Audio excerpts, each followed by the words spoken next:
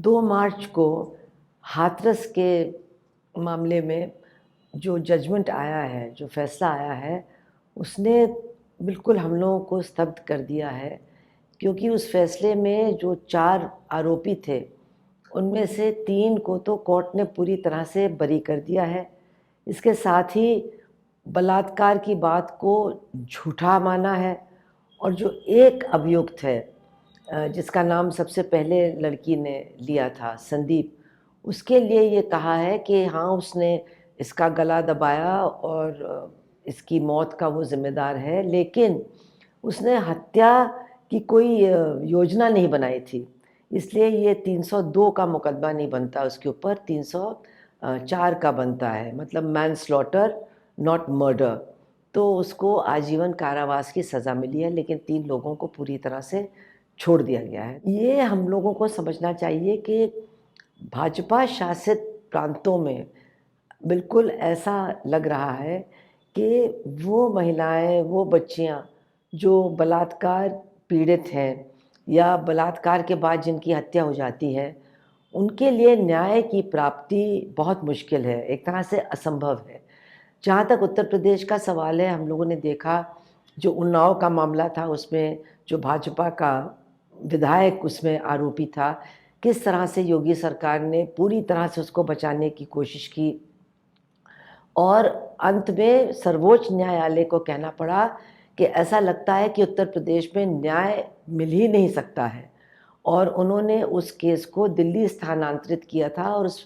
पीड़ित परिवार को भी दिल्ली में ठहराने के लिए उत्तर प्रदेश की सरकार को ज़िम्मेदारी दी थी और उसके बाद ही सेंगर को सज़ा दी गई दिल्ली के कोर्ट में।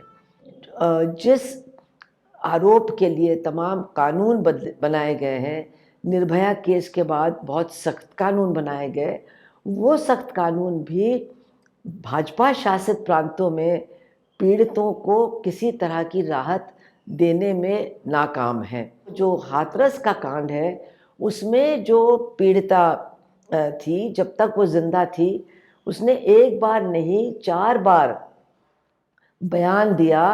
पुलिस के सामने, और जो उसका डाइंग डिक्लेरेशन था जिसमें उसने चारों आरोपी को नामित करके कहा कि उसके साथ लैंगिक अत्याचार हुआ है, उसके साथ बलात्कार हुआ है, और जो जिन डॉक्टरों ने उसकी डॉक्टरी जांच की, उन्होंने भी नोट किया है अपने जांच रिपोर्ट में कि पीड़िता ने कहा साफ-साफ कि उसके साथ पूरी तरह से बलात्कार हुआ। इस सब के बावजूद अगर हम जो न्यायाधीश महोदय हैं, वो एससी एसटी कोर्ट है और 2 साल के बाद वो उनका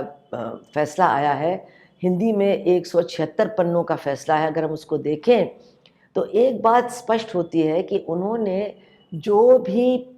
साक्ष्य थे, जो भी प्रमाण थे, जो भी बयान थे,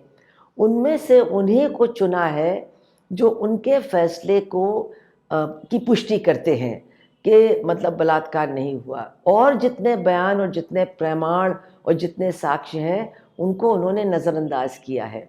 2020 में ही उत्तर प्रदेश की सरकार ने इस मामले में सीबीआई की इंक्वायरी करवाई थी, क्योंकि एक बहुत बड़ा मुद्दा था कि उस लड़की की लाश को बगैर परिवार की अनुमति के प्रशासन ने ज़बरदस्ती रात में ही जला दिया था।